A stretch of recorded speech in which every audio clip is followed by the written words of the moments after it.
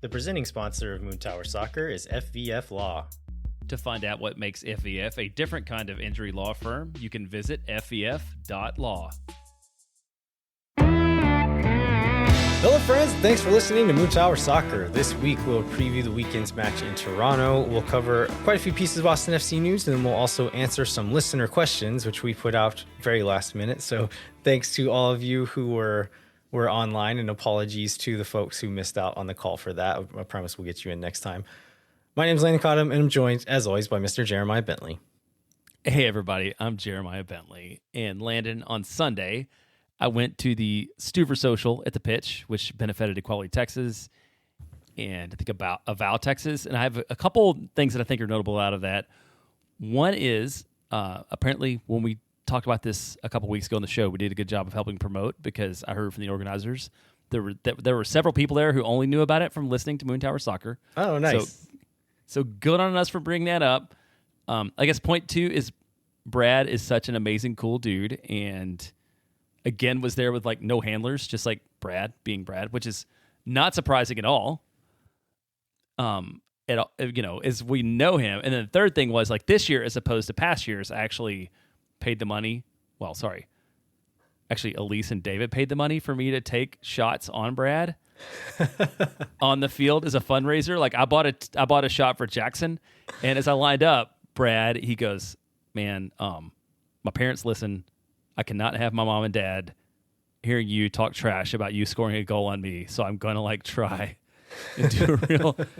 And you know what? When Brad Stuver puts in an effort, there is no way in the world I'm getting a ball past him. But it was super fun. So shout out to Ronald Lee and Stuver for ruining my dreams of scoring a goal on Brad. I feel like, but it was just such a good event, man. And I know you didn't have the chance to get out there, but well, hopefully they'll do it again next year, and everybody can go and have a good time. But because it's such a cool vibe. Is this just a straight penalty kick that you tried? Yes. And I got two. And so on the first one, I feel like I got a really good, I got a really good strike on the ball, and went, to my right, to my left, right, with my dominant foot, and he went right and easily saved it. And then so I tried to like fool him and go the other way on the second shot, and I should know that I am not nearly good enough to try to do something like that. So just kicked it straight into his gut for the second time around, like straight down the middle while trying to do something else like dramatic. It's almost like he's a good goalkeeper. Almost. And it's super funny to watch him because he adjusts his style to whoever's in front of him. So the like teenagers who are wearing their club jerseys who think they're going to score a goal on him almost never score a goal. And the 4-year-olds with like bows in their hair that could barely like kick the ball. They somehow guess right and slip it past him. Somehow slip it past him every time. But yeah, it's just that's always a fun event. So I would encourage hopefully do a little bit better job of promoting it leading up to it in future years, but I would encourage anybody that hears about it to go out there and do that and hang out with him because he's a real one. All right, let's jump into the news of this week. We don't have a game to talk about, which is normally what we start off with, is the biggest takeaways from the game. So we're just going to jump straight into the news, as that's kind of the biggest news of this week. Let's start off with a national team roundup. Where should we start here, Jeremiah? Let's start with the three players who we know are on national teams, and then we can go into the one player who may or may not be on a national team we're not sure about. So the most action that anybody gets was Danny Pereira got his first start, right, for Venezuela? He might have started in a less consequential game at some point. I kind of think he did, maybe. In one of the games where it was like not like the full squad called in. I think you're right about that. So he gets the start in a crushing defeat to Bolivia this week. So they go down 4-0. Did you see any of this? I watched some highlights. I watched most of it I'm not going to say how, because it may or may not have been illegal, but I did watch most of it. It's kind of frustrating as an Austin FC fan to watch him with that team. I kind of understand why it happens this way, but with Austin, Danny is like a focal point. It's like anytime you have the opportunity to put the ball at Danny's feet, you do it. And it's not the case on that team. And I understand he's not the big dog in that team. There's most of the players that get called in regularly and start for that team are better than him, either by a little bit or by a lot. And so I understand why they're not always looking for him, but I think it hurts him a little bit because he is used to being able to get into the rhythm and like being kind of a volume player and being able to get a lot of opportunities on the ball. And in this game, they kind of asked him to sit a little deeper. They played more or less like a 4-4-2, and he was just playing a holding midfielder, and they did not play through him. They did not always look for the ball at his feet. And so I would say like he was not terribly involved. I don't think he was at fault for any of the goals necessarily. And so are not super involved in any or many of the goals. And so, yeah, I don't know that this is a huge indictment on Danny Pereira, but yeah, it was a thumping for sure. It seems like it might be difficult to play at 13,000 feet in El Alto there. Yeah, I think a lot of teams have probably learned that. So Venezuela plays Tuesday, the day the show comes out, against Uruguay. Definitely a match they are not going to be favored in. And then that will be the end for them. Do you think, given the amount of time he played and the elevation and sort of where he sits on that team, do you think maybe he sits this next one out? And if he does, is that good for Austin? Wait, if he does, that is good for Austin. I'll answer the second question. Like, do you think he might sit this one out? I'd say it's good for Austin if he comes back fresher. I don't know that it would necessarily play into this one. They didn't seem to be rotating or pulling guys early in that other game necessarily. So, yeah, I'm not sure exactly what it means, but I don't think it necessarily means he's not going to get the start in this next game. All right, and then we said, so Costa Rica gets a 3-0 win over Guadeloupe. Julio Cascante doesn't start, but does get 8 minutes off the bench. I did not see any of this. Did you catch any of it? I don't think. No, I didn't see any of this. Don't know there was a way to. And listeners who are typing right now, I believe this country is actually pronounced Guadeloupe. I know Jeremiah went to the University of Texas and has lived in Austin for a long time, but I think this one is actually pronounced Guadeloupe. Thank you for that. It's spelled differently from the... Yeah, I'm not even going to go into all the terrible ways that we pronounce things for those of us in the University of Texas. So, as we're recording right now, Costa Rica is about to kick off their game against Guatemala. Cascante is not in the starting lineup here. So maybe he'll get a little cameo at the end, but he's not starting this one. And then the other defender that we have, Leo Väisänen, was an unused sub in Finland's 3-0 loss to Greece over the weekend. Finland plays England on Tuesday. It does not seem likely that that he's going to play again, which is, I feel like that's pretty common for him, right? It's like be on the bench, see few, if any, minutes. There was a stretch where he was playing quite a bit, but like maybe right after Austin signed him, he was getting quite a few minutes with Finland. But since then, yeah, he's been a sub or not being used at all most of the time. And then the other player that we don't know necessarily a lot about is Alexander Svatok. So do you want to cover his possible status based upon like Instagram videos and other things we know? Yeah, he was called in to Ukraine as an alternate.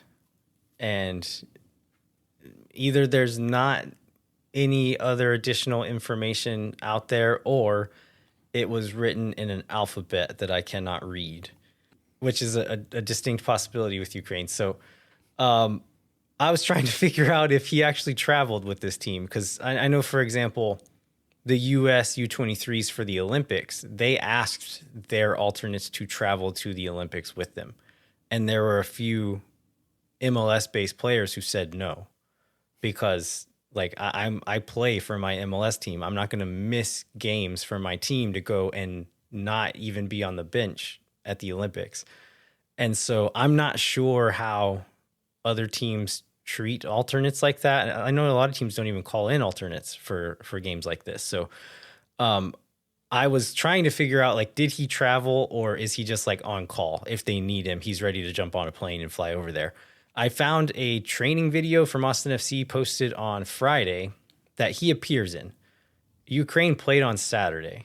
And so there's always a possibility this video was filmed earlier in the week or whatever. But you would expect if he was going to travel, it would have been shortly after the last Austin FC game, and that he would have been over there by the time this Austin FC video was posted. So I'm hoping that means he is still here. I know normally we're like, yeah, go with your national team, like succeed there. That can only be good for a player. In this instance, I don't know that it is good for him. I think it probably hurts him worse to, like, in a situation where he's here trying to adapt and struggling to adapt from everything we've been told, to then leave again and be away for a week and then try to come back and adapt again. Like, I think it could only be good for him to stay here and be in the weather, train with the team, and try to get his fitness up so that he can play in one of these next games. Let's go on to, so that's kind of the international news roundup. We had this interview with Johan Valencia. This is on was a YouTube channel, Spanish language YouTube channel, right? I don't know exactly what it was, but I would assume it was from Colombia. I think that's right. I think they referenced it, that it was a Colombian show. That's right. And thanks to We Are Austin TV, who actually posted the link and the quote in English that allowed me to follow it, if not everybody. So he talks about the lack of playing time I've had this year is leading to options opening up, talking to his agent to see what Austin wants to do with him because they have an option, wants to get back to his level, wants to be on the national team radar. So they're visible. There's MLS and there's a team in Brazil that he references. So what do we make of this? Do we think we've seen... I guess, do we think that there's movement here? Although this could easily be player agent talking, trying to negotiate something. And then if there is movement, like, how do we feel about it? He's on an option year this offseason, right? Correct. So, I mean, I don't find this surprising at all. I think the thing I find most surprising is that he's speaking openly about talking about it. Yeah. But the fact that him and his agent are working to find him another team for next year doesn't surprise me at all. We talked about this a few weeks ago, that, like, on the number he's making, it does not make any sense at all to pick up that option. Like, if he wants to stay for senior minimum or like 100K or something like that and be our sometimes backup number 6, great. Like, I think that's fine, but I'm guessing he doesn't want to do that, and that's not what is going to be in his option year. So yeah, I'm not surprised at all that he's looking for it, and like, they're working on getting him another team. Yeah, and we've talked about this. Like, does not feel like it would be a huge loss, and it feels like a guy on that number that Austin could replace. I don't know about easily, but there are other choices that would make less money, that would provide as much production, which most importantly would free money up to go spend somewhere else on the field other than having your backup defensive midfielder consuming the amount of salary budget that he currently consumes. Right, and I mean, if Rodolfo Borrell got Guilherme Biru in for 200K flat is his salary. To give a guy 600K or whatever Valencia's on, like, you would think Burrell would be able to do more with that money than what we're getting with Valencia. I'm eager to see what Dessler and Svatok are on. Dessler coming on a free, like, it could be fairly low. I don't know what that means. Like, does that mean 700K? Does that mean 400K? I'm not sure, but it's not going to be 1.5 million. Like, it's going to be, for as good as we've seen he is, it's going to be, I think we're going to feel like it's a bargain, or at least fair. And so, like, I'm hoping that can be the new normal going forward once we get off of some of these contracts. But he mentioned MLS teams. I think he could definitely go play on another MLS team. Like, I don't know that he's going to be a starter, like a nailed on starter anywhere. He could be a starter in the right team with the right setup and the right system. I don't know that team's going to be great with him starting, but he also mentioned Brazil. I was looking through, Opta has kind of like a world league and team ranking, and I was looking at, like, Brazil compared to MLS, and I think people think of, like, Brazilian players, the Brazilian national team, and think, oh, Brazil must be light years ahead of MLS. And it's just not the case. Like, and it was a little different than what I was expecting as well, where a lot of leagues are, like, super top heavy, and they end up being ranked above MLS because of these huge teams at the top. But if you look at Opta's ratings, and I know, grain of salt, these are algorithms essentially putting these rankings together, but the Columbus Crew is rated higher in these metrics than any Brazilian team. And then it's like the Crew, LAFC, Miami are sprinkled into the top 10. The rest of the top 12 are all Brazilian teams. And then the middle chunk middle chunk to below is all just kind of mixed in together, MLS and Brazilian clubs. So I don't think it's crazy to think he could go play in Brazil, but I don't think he's going to go be like a world beater in Brazil either. Well, speaking of world beaters, our old friend Ronnie Redis picked up 2 goals last week in the match, both goals for Olympia on September 1st, which, I mean, I'm happy to see him scoring goals. I believe he's got 3 or 4 on the season, but he got 2 at once. He still looks stylish. And I think I picked this team name, but is it Dos de Mayo is the name of the team that they defeated? Does that sound right? Yeah, I mean, I wouldn't be surprised if that's like Paraguayan Independence Day or something like that. That seems to be a common naming convention in Latin America. Well, that one was interesting, but good for Rodney. Good for Rodney out there scoring goals. Is this the final nail in the coffin, Jeremiah? That Josh Wolff doesn't know what he's doing. That Rodney Redis was a superstar the whole time. I mean, this plus Valentin Noel's continued success in USL, making him worth international roster slot. Those 2 things are the things that. No, I think we're going to talk about the things that may doom Josh Wolff later on in the show, and neither of these have anything to do with like what's wrong with the coach. Let's just leave it at that. All right, what else we got? We got Austin FC 2 played. I think this was Sunday against Minnesota United 2. They played on the road. Minnesota United last in the West. Went to PKs and Austin FC 2 lost again, so this is a club with shrinking playoff hopes. I watched most of this. I don't know if you saw any of it. It wasn't super exciting. Austin did sign a Santiago. What is it?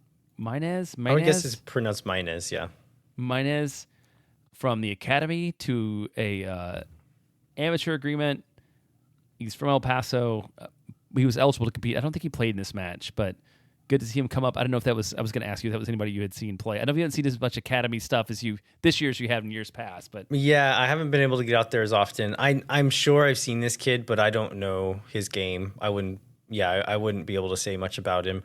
I will say that this has happened with quite a few players who have ended up never actually playing for the second team, and so I think if anything, it just gives them a clear infrastructure to like bring these guys into the setup, to be training with them, bring them onto the bench or into a game if they need to. And it lets them do that without sacrificing these players' college eligibility. And so they're not getting paid anything. That's why it's called an amateur agreement. So if they were to sign a contract, they're saying, I'm not going to college anymore, which is probably where a lot of these guys are going to end up that sign these kinds of contracts. So that's why it's there. I don't know that this necessarily means this guy's going to come in and start playing a bunch now, but it means he could maybe next year or the year after that.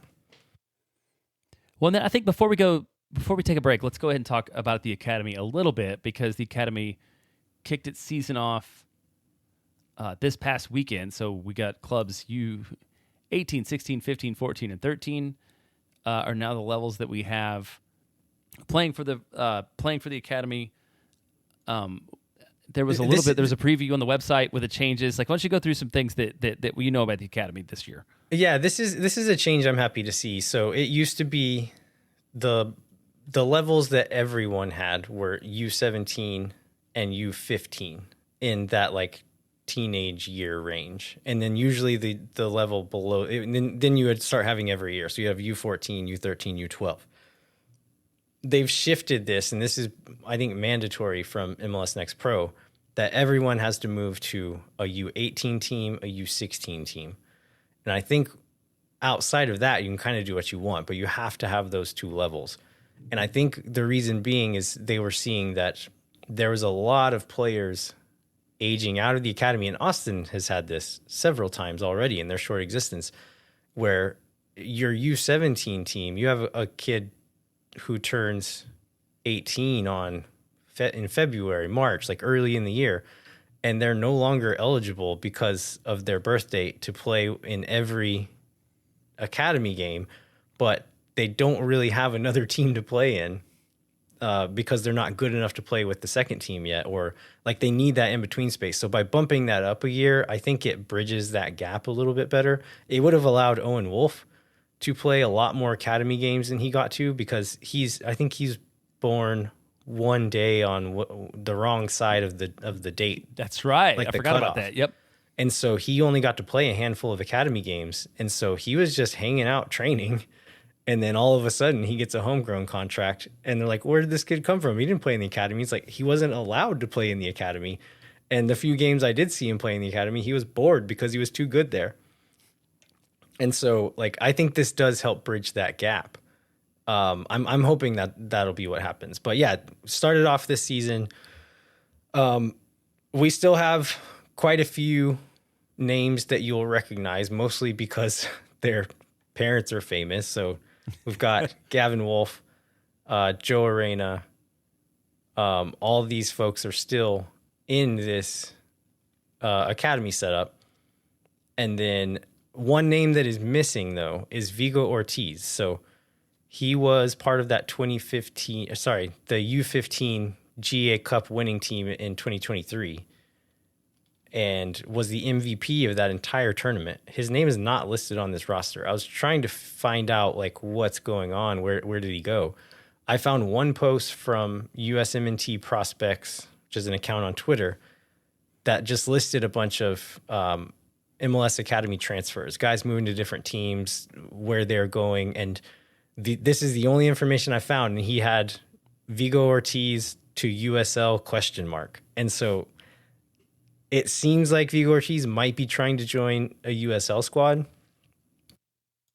This is a thing that we've seen be more and more frequent in MLS academies, where a kid like 16 to 18 range who wants to get that pro contract, or maybe the MLS team is offering them a homegrown contract, but they want to play and they want to be able to control their future a little bit more. They'll go and try to play for a USL squad instead. And that way they're not locked into this long-term contract. USL squads usually give 1 or 2 year contracts. And so you go play for a year and then you sign as a free agent in Europe. Once you turn, like the day you turn 18, you're gone. And if you're in an MLS team, it might make it a little bit more complicated depending on your status. So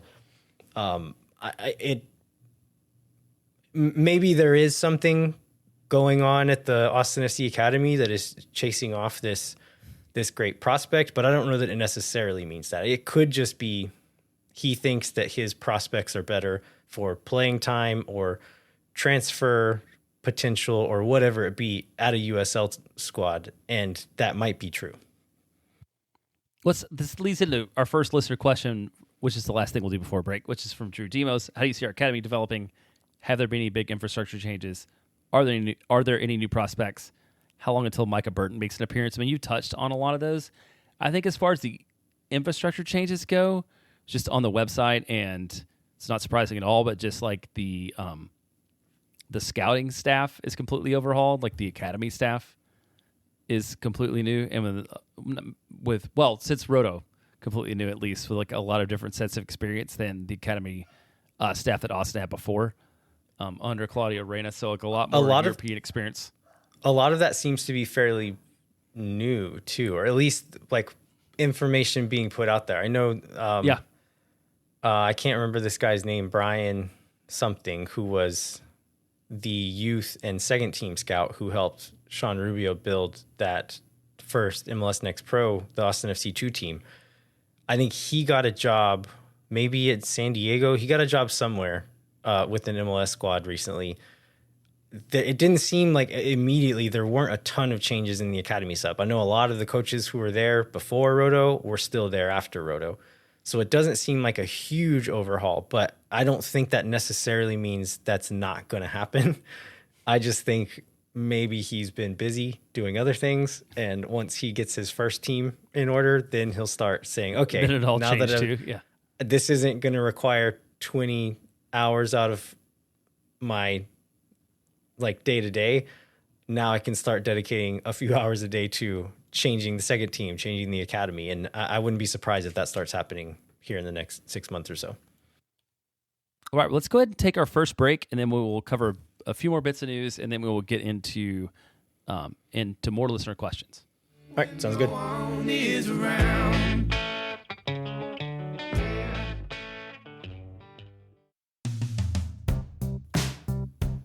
Moon Tower Soccer is brought to you by our friends at FEF Law, the official injury lawyers of Austin FC. FEF is a different kind of personal injury law firm dedicated to community, transparency, and client education. And they have their own podcast called Summary Judgment. Check it out wherever you get your podcasts. You can go to fef.law to find out what makes FEF a different kind of injury law firm and why understanding your legal options can dramatically change the outcome of a case. Once again, that's fef.law. Amplify Credit Union is a member-owned financial cooperative that served the needs of Central Texans for over 5 decades. As a credit union, Amplify has no shareholders or parent companies. That means more of your money stays in the community. Amplify has been the home of fee-free banking since 2022. Their fee-free checking accounts come with zero overdraft fees or minimum balances, which means they help you get more mileage from your everyday spending. Amplify membership is open to any Texas resident. Learn to trust your bank again at Amplify Credit Union. To learn more and to register for free parking at the Amplify Esperanza branch on game day, go to www.goamplify.com/moontower-soccer. Moon Tower Soccer is again brought to you by Tony C's Beer Garden, serving New York-style pizza and authentic Italian. Open in Round Rock in front of Del Diamond and on Anderson Lane near Shoal Creek Boulevard. Their Anderson Lane Beer Garden is just 2 miles from Q2 Stadium. Stop by for a pizza and a pint before all this year's home games, and with TVs on every wall, it's the perfect spot to watch any away games. As we've mentioned before, there are over 30 beers on the tap, featuring Brewery of the Month, having Oktoberfest celebration with All Stop Brewing on September 12th from 6 to 9 p.m. You can buy a pint and take home the glass, and plus, I want to know if you've ever done one of these. Compete in their annual Stein holding contest. I did once, and I failed miserably at it. I know I would fail miserably, so I'm never going to try. Also, check out the Pizza of the Month, mulberry meatball, Ciola family meatballs, roasted red pepper, caramelized onions, and fresh mozzarella. Don't forget 2 for Tuesdays, where 2 pizzas are the price of 1, or Pitcher Perfect Thursdays, where half-price pitchers of beer are available every Thursday. Dine in or pick up for lunch or dinner. More info at TonyC'sBeerGarden.com.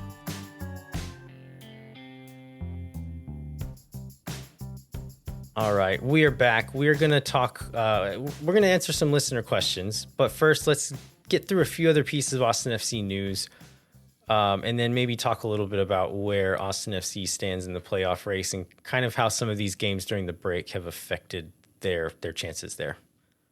Yeah, I think one piece of news we had talked about was when Austin played Nashville, there was this 11-minute delay in the first half related to Patrick Asbeck, Australian. I believe, was he playing in his first match? His first MLS match. He had played his in first Leagues MLS Cup. match. And some speculation, like I think it was with Danny Pereira, maybe. I don't know if it was Danny specifically, but with like Danny was involved in that scrap with players. And now news comes out he's been suspended for 2 matches for violation of league's anti-LGBTQ discrimination policies. So I think that probably clears up what he said or what he called somebody. Yeah, at the time we talked about this in the last show, there was some just like rampant discussion on Twitter about the word that he supposedly said. We try to keep this show family friendly, so we're not going to repeat it here. But it was not, it's like vulgar, but not one you would expect to get this kind of attention. More information has come out that it was not the word that Twitter was saying it was. So this makes a little more sense. And yeah, in that context, makes what happened during the game feel more appropriate. And I think that it's probably the right thing that should happen. Yeah, I think that's probably the best way to characterize it. And then I thought this was interesting. We got this. Somebody was talking about, well, because Miami is first in the league in spending and atop the Supporter Shield standings, and now with the weirdness in Columbus, it's probably like, without a doubt, gonna end up on top. And so somebody posted about you can buy your way to the top as always. And this Tom Bogert, I think, put things in perspective, which probably leads into the discussion of where Austin is. and that is among the top 7 salary spenders in the MLS and where they stand in the Shield. So Miami first and first. Toronto, who Austin plays this week, second highest spending at 18th. Nashville, third highest spending at 28th. Austin, fourth and 17th. LA Galaxy, fifth and second. Then New England, 26th, and Chicago, 27th. So it still shows that you can spend money. This comes up all the time. Like, you can spend money and be dumb about it in this league. And Austin has done a very good job of spending money and is finally doing a better job of being smart about it, which is why, I mean, gosh, if you look at where Nashville, New England, and Chicago are, you probably are happy, like where Austin stands on the table for the spend. But it really comes down to having good players and not necessarily spending money, because that is not what's hurting Austin.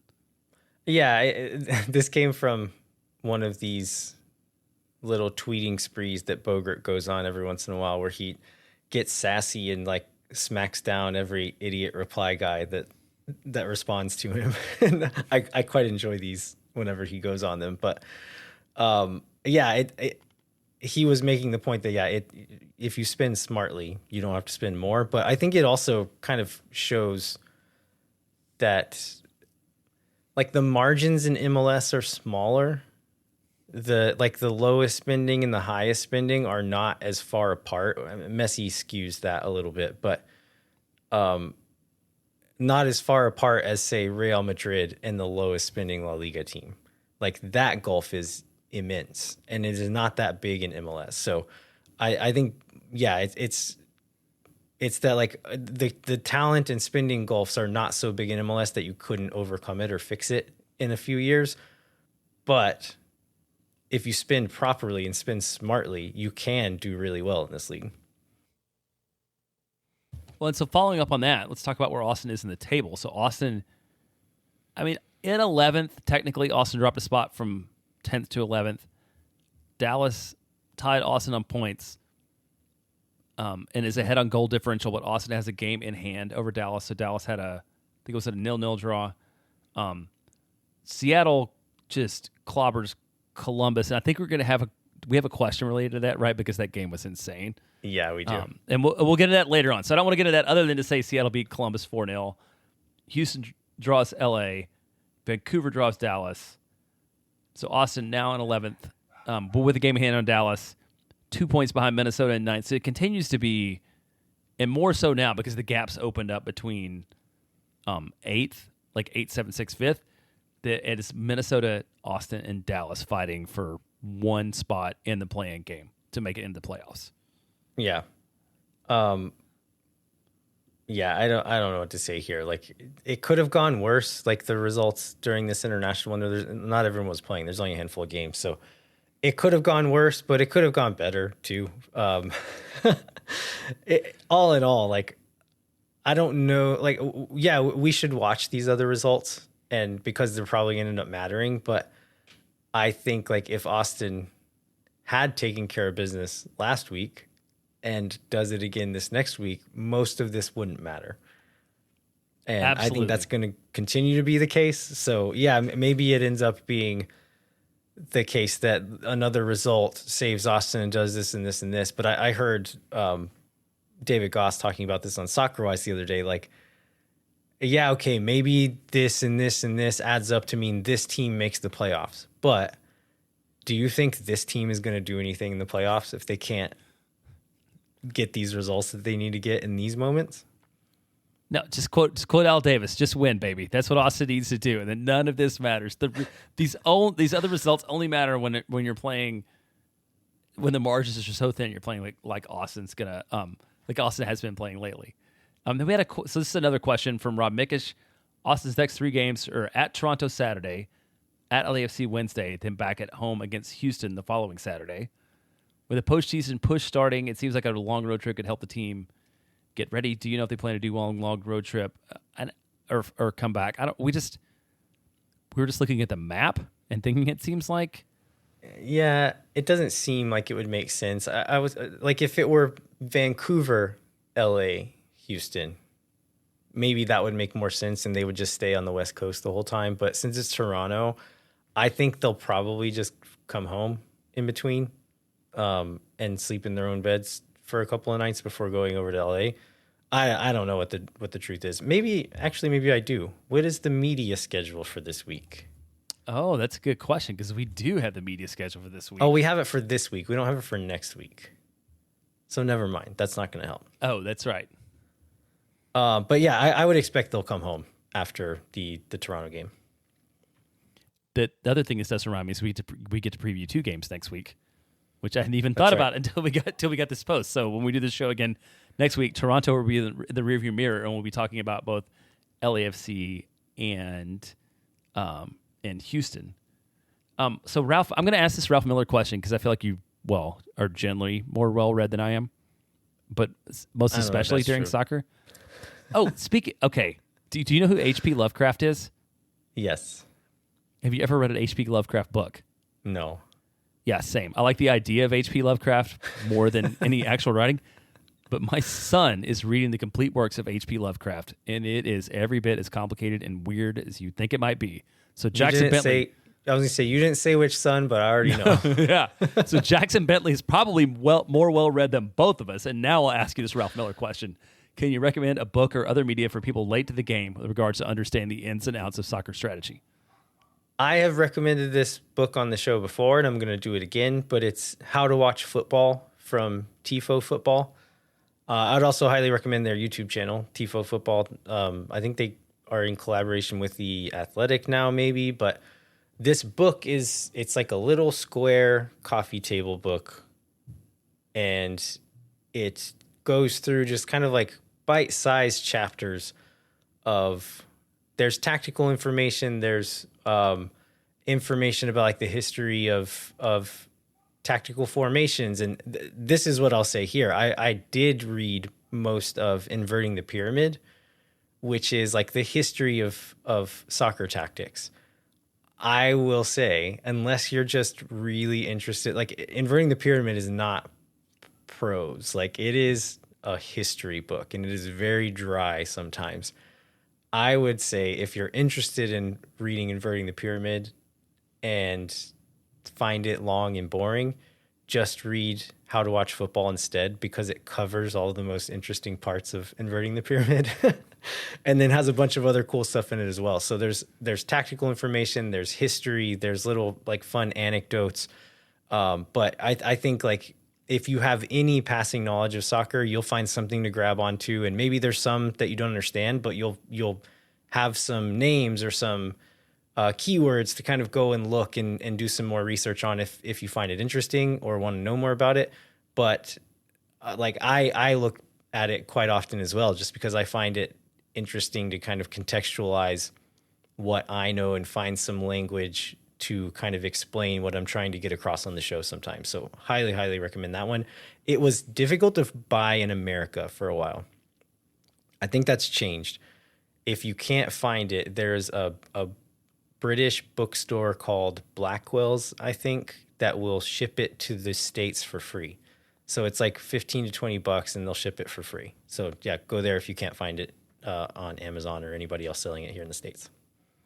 Excellent book recommendation. So I'm going to go on to the, again, most random question of the night. Well, I don't know if it's the most random, but it's a random question, again, from AT Expert Camp Lover. Oh, boy.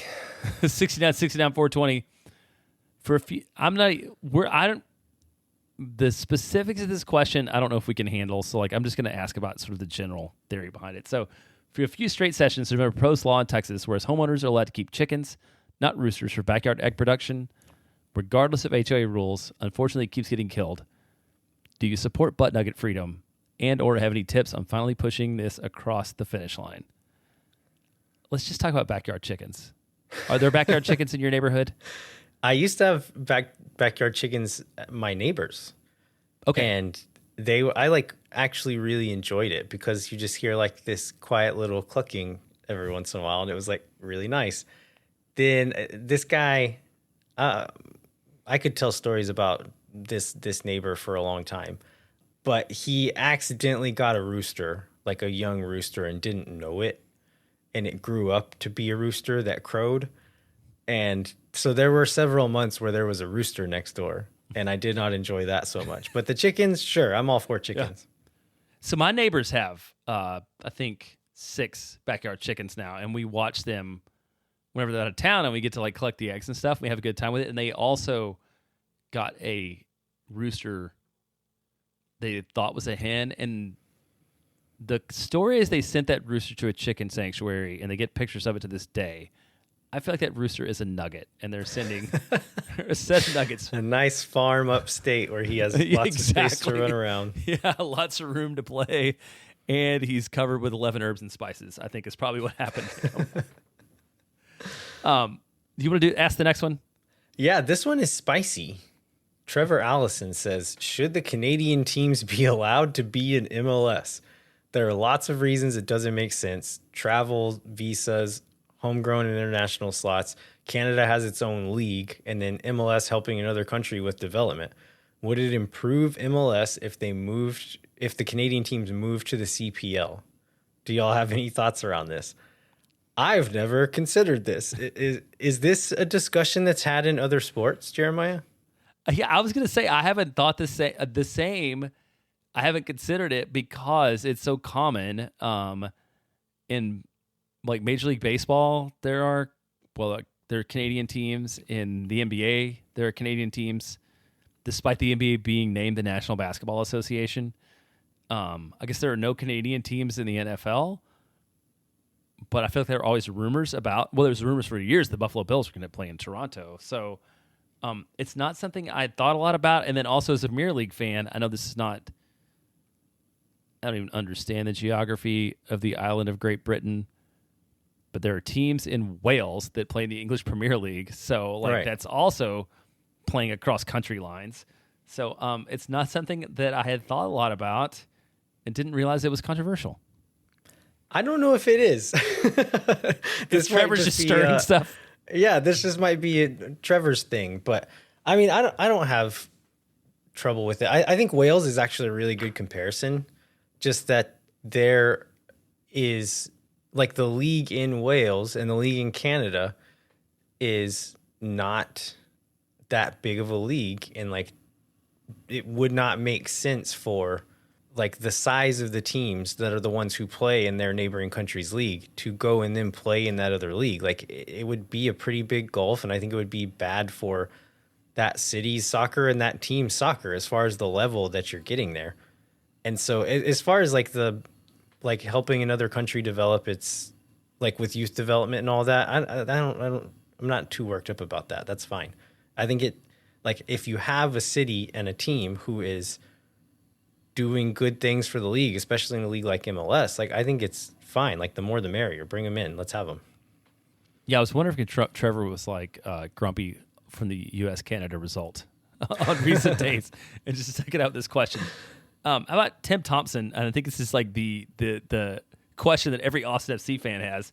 What does Josh Wolff do to get Driussi rolling? Do we think that will happen? We need to get the ball past midfield on a consistent basis. So that's one, which I think Josh Wolff is involved in and can be involved in and can improve. After that, I think we need players who can provide service to Driussi. That is the part where I'm not sure Josh Wolff can do anything about it. We've talked about this ad nauseum on this show, that Driussi is not a playmaking, chance-creating number 10 the way that a lot of other number 10s are in this league. He needs some service. He needs to be able to arrive late in the box, to be off the ball, and to receive the ball in dangerous areas to get into his most dangerous moments. We haven't had anybody do that since 2022 Diego Fagundes, and still don't really have that. And so that's the part where I'm like, yeah, I think Wolff could do better to set him up for success in those moments, but we still I don't think we have the personnel to make Driussi be as good as he can be. Yeah, I'm not going to argue with that. So let's just go on to the Chris Redmond questions. You can take this one because I have an answer I've thought of, and like a sort of a follow-up that I've thought of too. Chris says, I love the show. I'm glad I can contribute. And I'm going to take this moment to thank everyone who posted questions once again. We knew this was going to be a slow news week, and so we had a guest booked. This guest had to back out at the last minute for very understandable reasons. No blame on them at all. But we were talking about like, oh, that we're kind of counting on that to fill up a big chunk of the show. And so we're like, I guess we could throw some stuff up on Patreon and see if anybody is able to respond. And y'all came through big time. So, yeah, Chris, thank you for contributing. And thanks to everyone else. Chris says, knowing how things have progressed over 3.75 seasons, if we were an expansion team starting now, what is something you would change about the team, stadium, culture? Well, I think the very easy first response to that is don't make Rodney Redis your first player. Don't make Cecilio Dominguez and Tomas Pochettino your first two DPs. So I think that's the team thing. Maybe the one move that fixes all of those is don't make Claudio Reyna your sporting director. Well, and I was going to say, I was going to think like a little more broadly, sort of about like the project as a whole. Also, like don't hire a coach before you hire a sporting director. It's a very backwards way to do things. And I guess apparently don't hire a sporting director and a coach that maybe aren't on the same page about the style of players that you're going to recruit. Right. Yeah.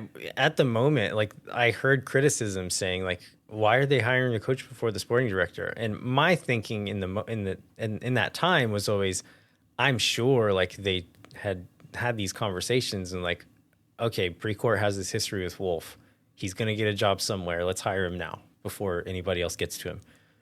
And anyone they were talking to, they're saying, okay, this is our guy. Are you cool with this? Can y'all get along? Can y'all work together? I assume those conversations were happening and that whoever came in was going to be happy with Josh Wolff as the coach.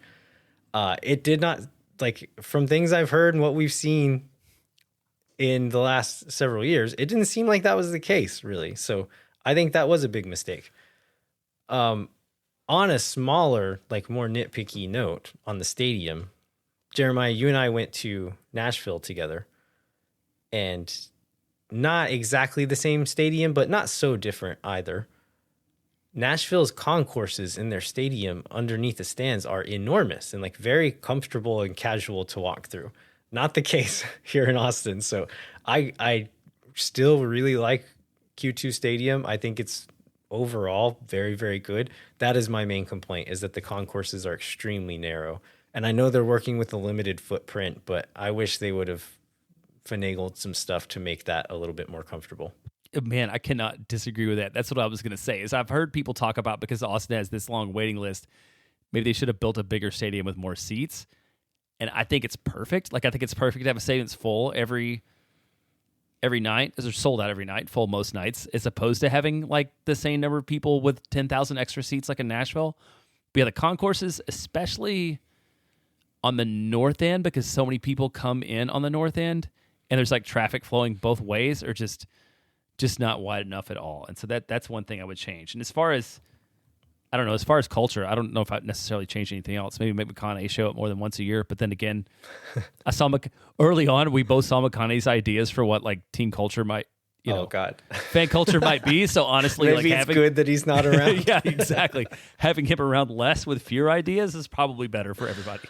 Yeah, we end up with pantalones. That pisses me off. We haven't talked about that on the show. Like, go for it. Do you want to go all caps? Go all caps. Yeah, where's my button? I'm going to go all caps on Matthew McConaughey's tequila. I almost said vodka. His tequila, Pantalones.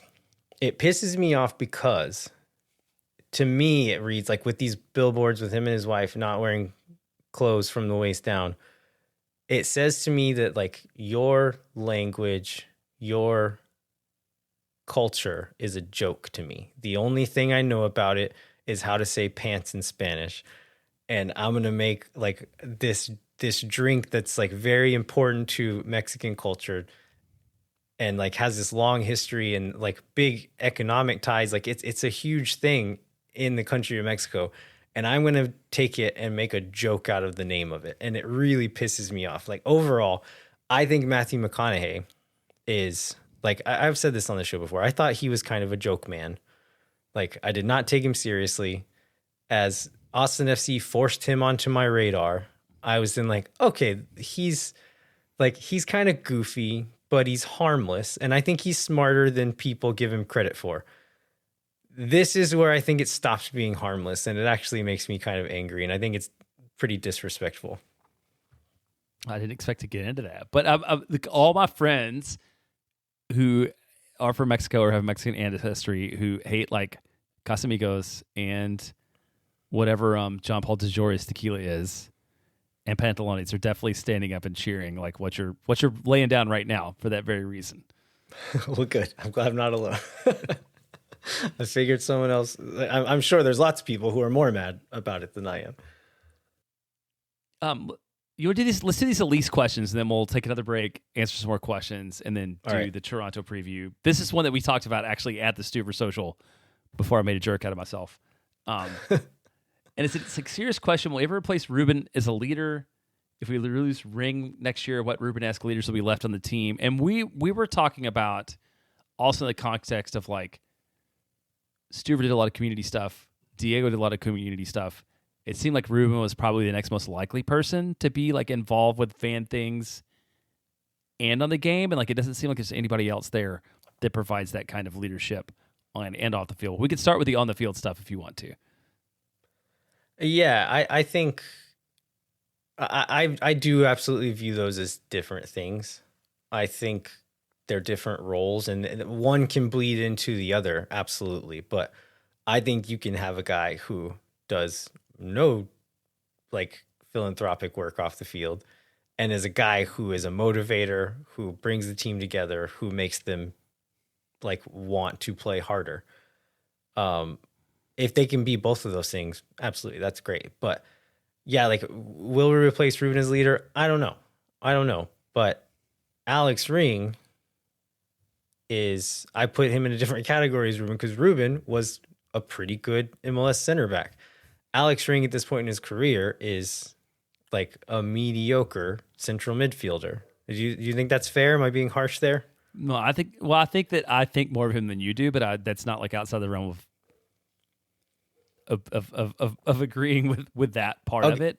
Even okay, let's say I am being harsh and he is slightly above average or even above average. To have a guy who's a DP taking up the spot on the team he's taking, it's different. It's different than your TAM center back, right? And so that's where I view it differently. But taking that aside, like, yeah, we do need to find some leadership in this team. I think there are candidates. Svatok has been a captain. Dessler has been a captain. We're likely to sign quite a few new players in the offseason as well. Some of those guys could be captains. So I don't know that it's a thing where we should like do everything we can to re-sign Ring because we're lacking leadership. Like, I think we should sign good players first. And hopefully we can find one of those who is a leader also.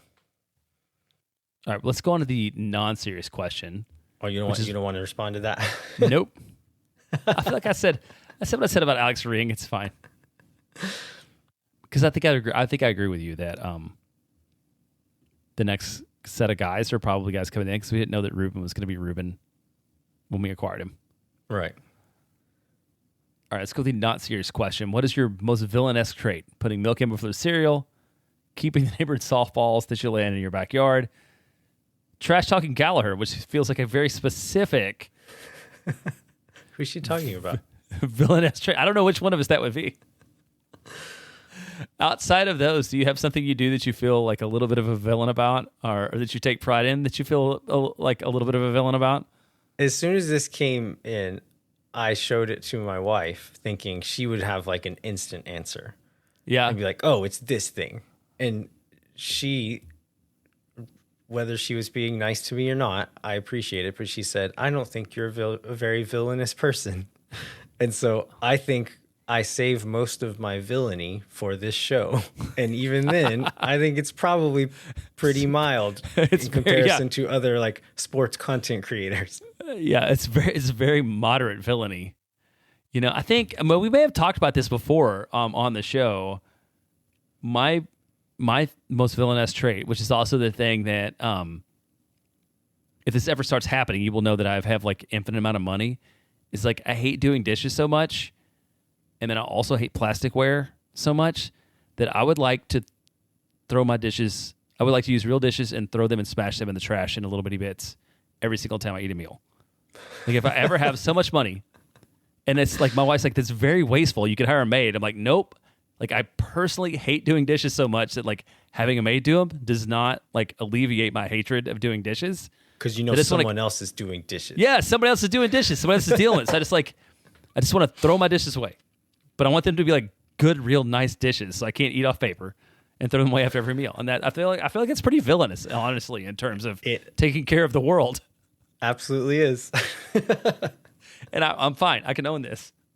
All right, next one is from Robert Miller.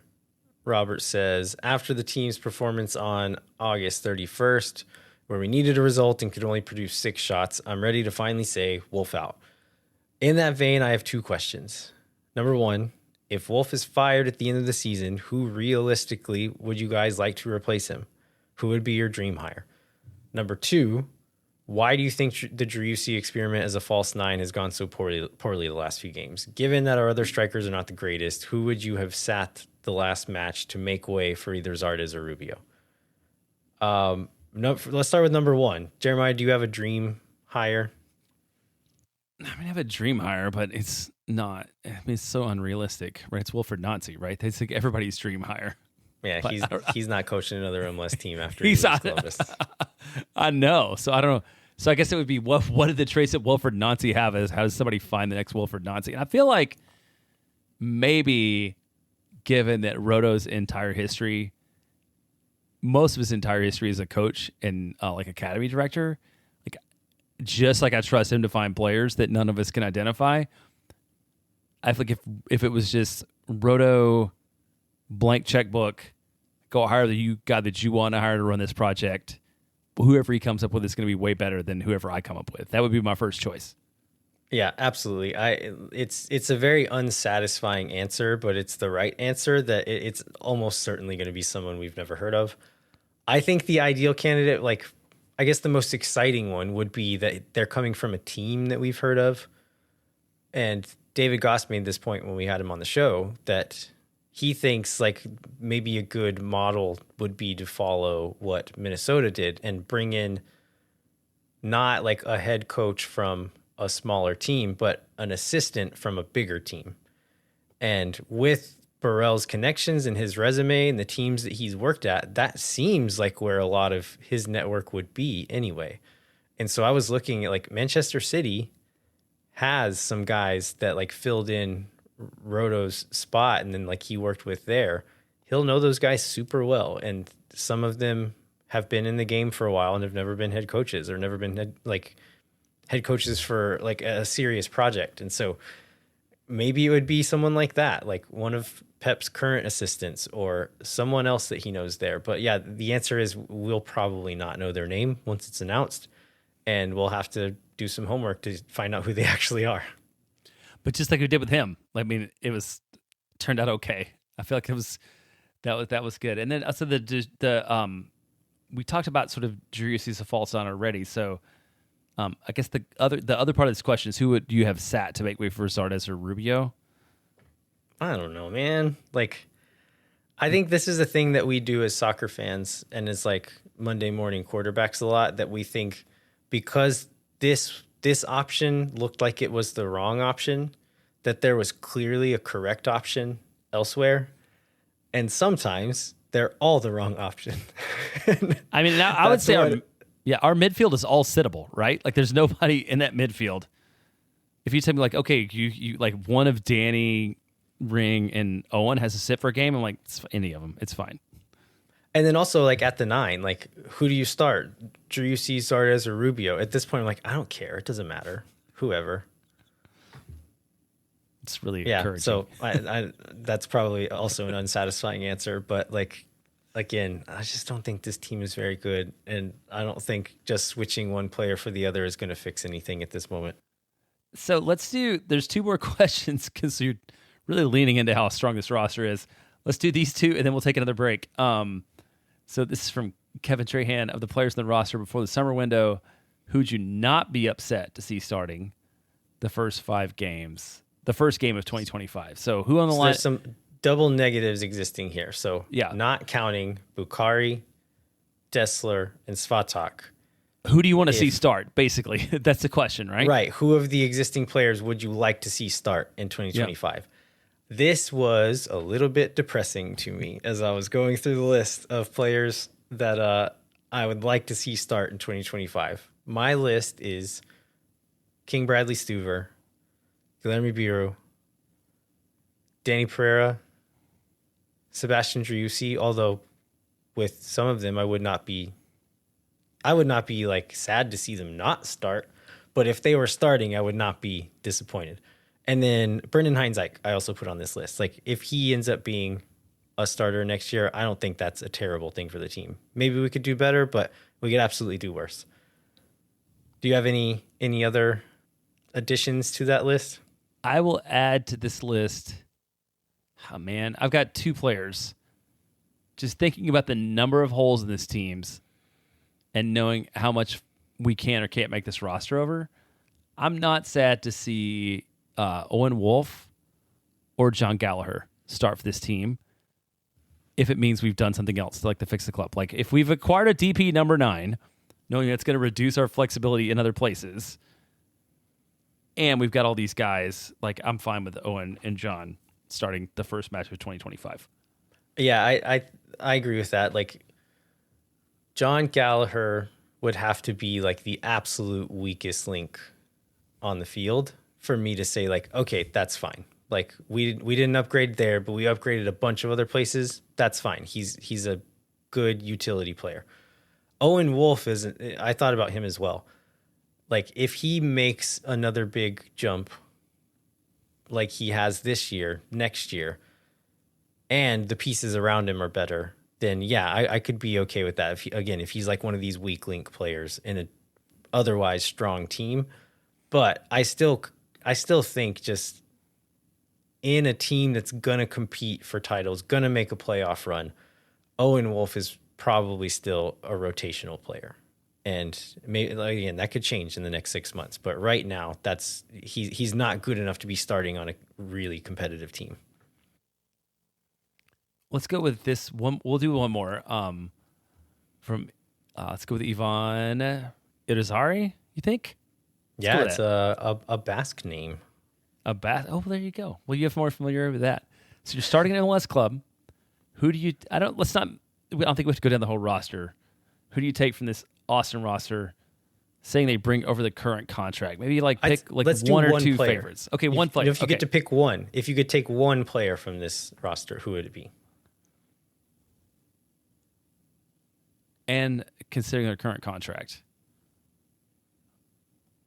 I think like the short term option is easy, and it's Brad Stuver. The long term option, I think I might take Owen Wolff. I was thinking, well, we don't know. I was going to say Dessler, but I don't think we know what he makes yet enough to have that. Yeah. But he seems like, from what we know about him, as a guy that's going to be contribute and not a big number. And I mean, I still think Danny's a super interesting option. If you could start a team and then build a sort of use, to your point on how he wasn't used on the national team level. If you could sort of build a team that complements what he's good at and avoids what he's bad at, I think he could be a piece to build given this current roster.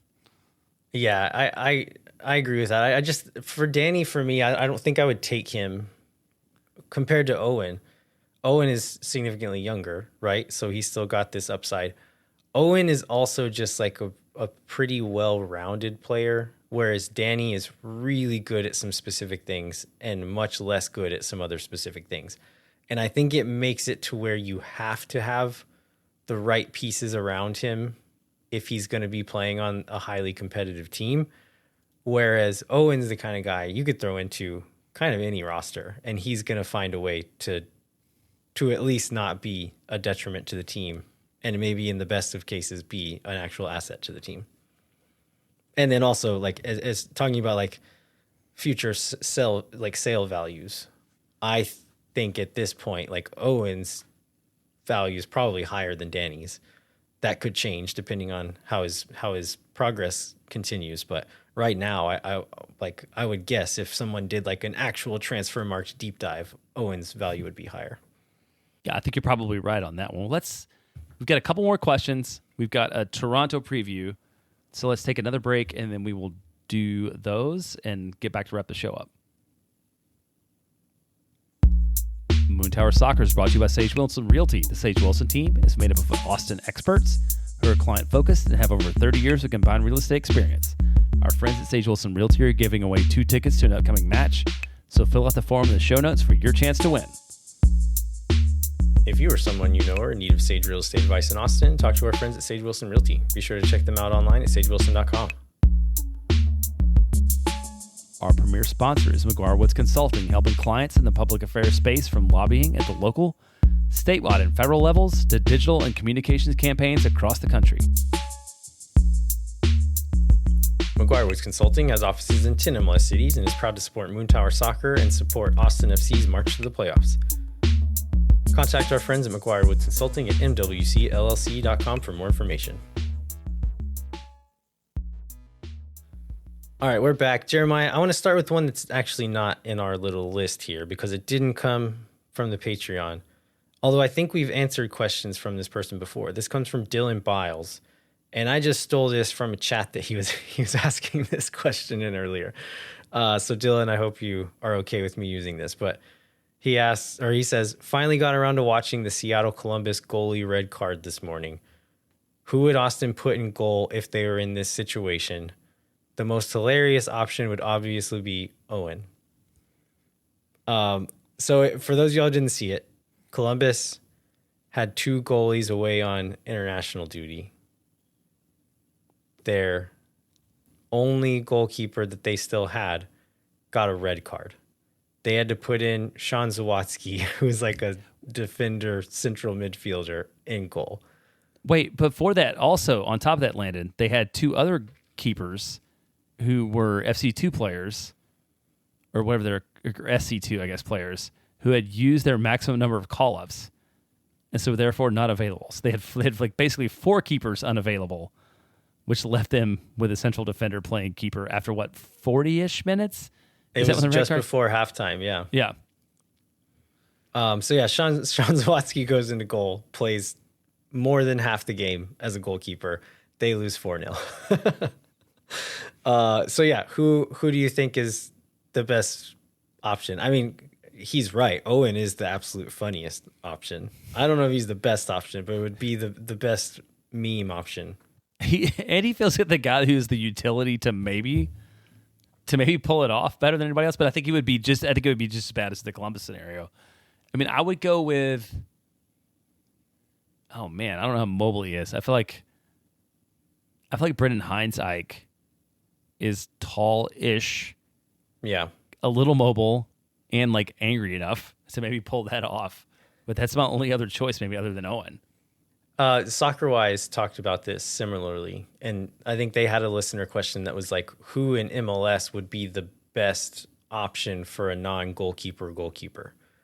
And I don't remember who said it. One of them said that Walker Zimmerman would be a good pick because he's like he played lots of sports growing up. He's tall, he's athletic, and so maybe this might be my call me out if this is an ethnocentric take, but I feel like you want an American in this case. Like if it's someone who's never played goalkeeper before, you want an American because an American has probably played other sports and will have a different kind of eye-hand coordination and dexterity than someone who's only ever played outfield in soccer. That's fair. So whoever's the best bowler for Austin, is that you're saying is probably the best? You can't beat the best bowler. You can't beat that kind of hand-eye coordination. I'm saying like who played basketball growing up. No, that's fair. That was probably good. And it's funny, the best 2-sport athlete that Austin's ever had is Nick Lima, who would have been a terrible option for this given. Yeah. You know, that does lead me to like Hector Jimenez. I mean, but he's little. He's so small. He's so small, but he's pretty athletic. I mean, he's maybe an option. Might have everything else to do. I don't know. Also would be in a lot of trouble, just like Columbus was. I think your shout is right. I think Hines-Ike, because he's big, but also like fairly agile and athletic. Whereas our other big guys like Julio and Hedges are not the spryest of players. So yeah, I think Heinz Ike is probably the right answer. All right, let's go to Aaron Bertolini, longtime listener and fan of the show. Oh, I think Jossie would probably do a decent job. You think too. he would? Just I just feel like, again, an American guy. He probably played other sports growing up. He's got more eye-hand coordination. Have you ever watched a European try to throw a ball? That's fair. It's embarrassing, yes. Jeremiah. I mean, he's got at least half good. Like his kids are all dancers and like academy level soccer players. So yeah, maybe there's like athleticism there for sure. Okay, sorry, I interrupted you. Continue. No, Aaron Bertolini, longtime listener and fan of the show. Appreciate you guys. What is the point of using the 2 DP model for this year, and then using half or more of the GAM to buy his contract down? I think we didn't we get the news in the announcement about Rink's contract being bought down that with the 2 DP model, they got the $2 million extra GAM, and also it was all applied in 2024, so none of it is applicable for next year? Yeah, so the rest of the question is, do they get to keep the rest of the $2 million as GAM for the next year?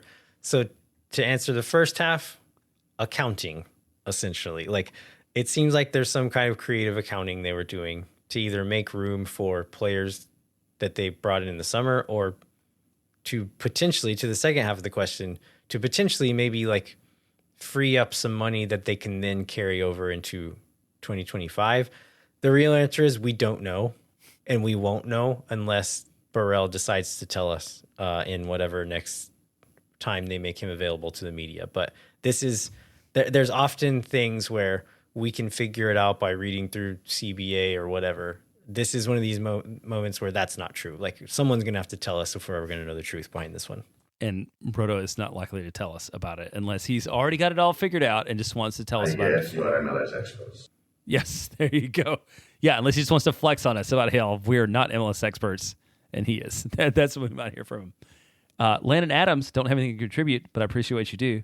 My wife and I are attending our very first game on my birthday, the 21st, against Houston. Very excited for that. We're also very excited about that, and I assume that we're also going to be at that game on the 21st. So if Landon Adams, if you want to like find us and hang out with us, like send us a note or DM or whatever. Like, we love meeting people. Yeah, absolutely.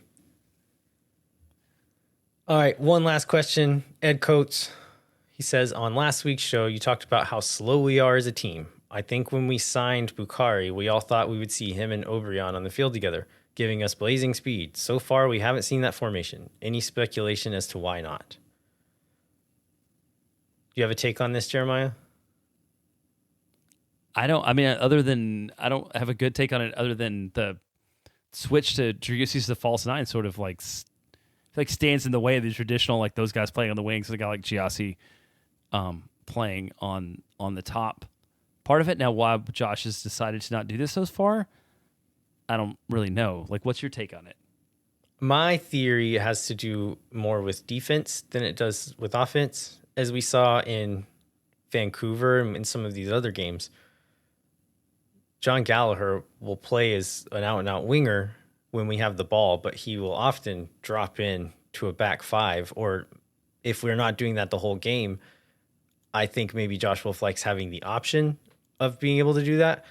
And also, like, John Gallagher had a little streak where he was doing really well and like scoring goals and looking pretty good. So it could have also been like, okay, we did that one game because we wanted to have the option for Gallagher to drop into the back line, whereas Obrian is not a guy you want doing that. I don't think he'd be very good in that role. And then Gallagher looked good, and it's like, okay, let's play the hot hand. Let's play Gallagher until he doesn't look good. And then also, I think when Obrian has come on since then, he's not done much to make me think he should be starting. So, I think it's, again, a little bit of like best of bad options, and then Gallagher having a run of games where he was being really productive. Yeah, I feel like from both Obrian and Rubio, we've seen a little bit like what we saw from Maxi Urruti, 2 years ago, where like you're like, these guys they're kind of journeymen. They come in, they start off strong. You're like, these guys are amazing. Like, I can't believe they've ever been journeymen. And they just have this extended period where they're not very good, where you suddenly understand why they've like bumped around the league a lot and have been fringe players. Yeah. All right. Should we jump into our Toronto preview, Jeremiah? Yeah, let's do it. It's the first time we've ever done a Toronto preview, with this being the first time the clubs have ever played.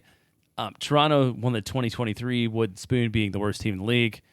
Didn't bring in a lot of players in the offseason. Didn't spend a ton, largely because I believe they were hamstrung by what we talked earlier about the most highly paid clubs, and they're paying like a couple of Italians a whole bunch of money, which like does not leave them a lot of flexibility to pay for a lot of other players. John Herdman came in October 2023, I think October 10th, so finished that season out.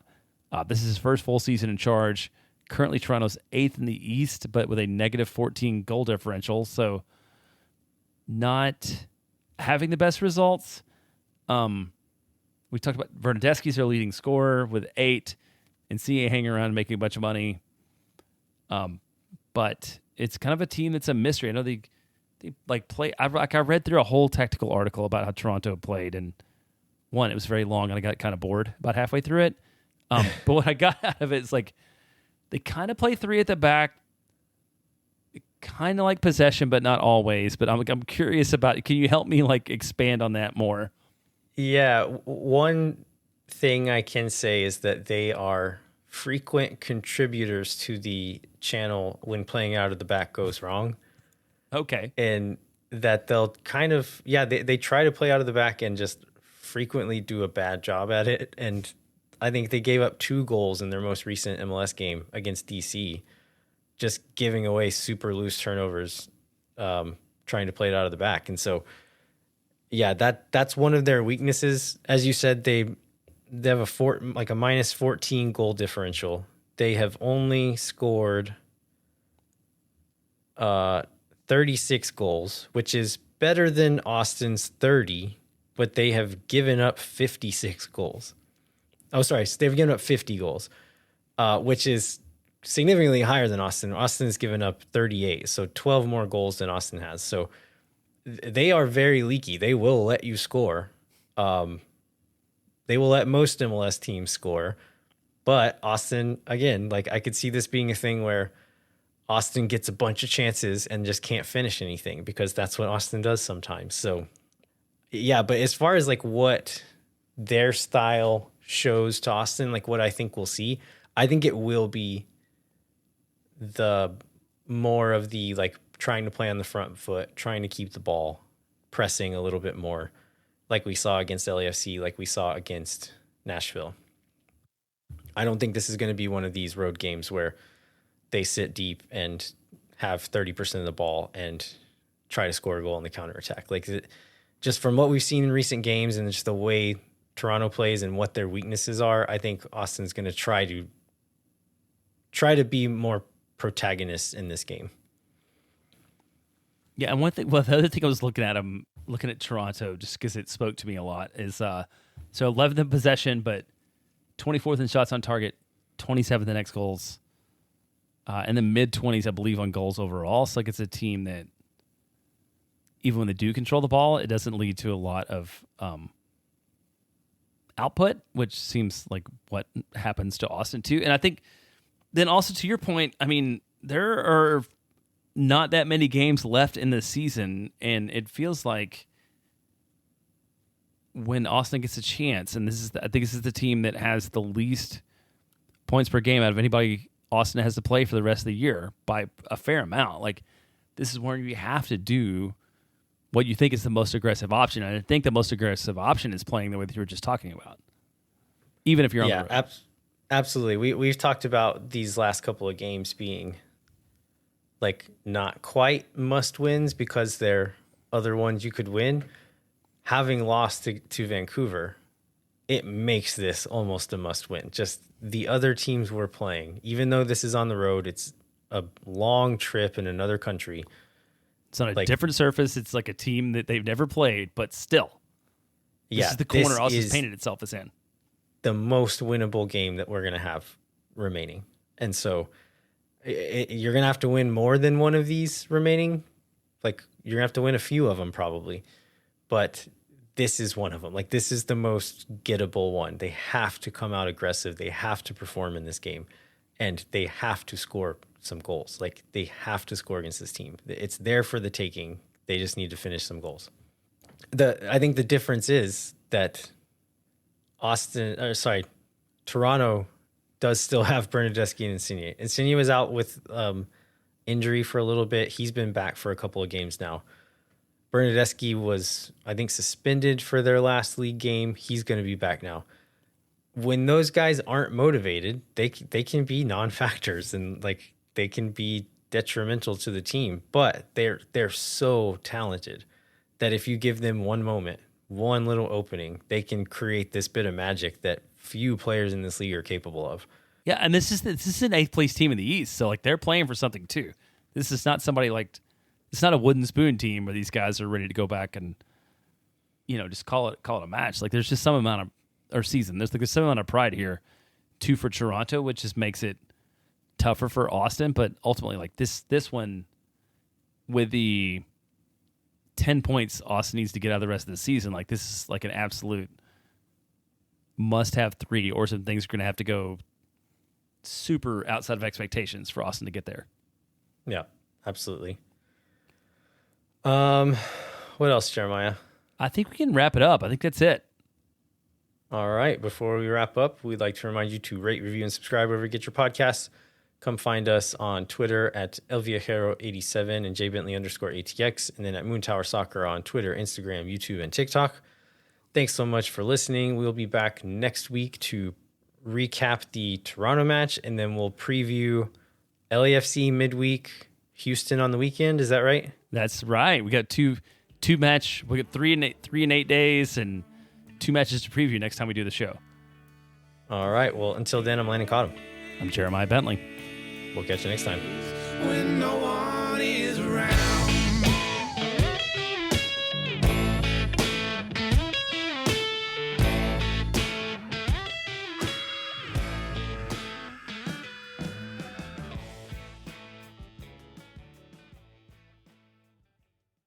Thank for nothing, see you never. La gente Oh my God.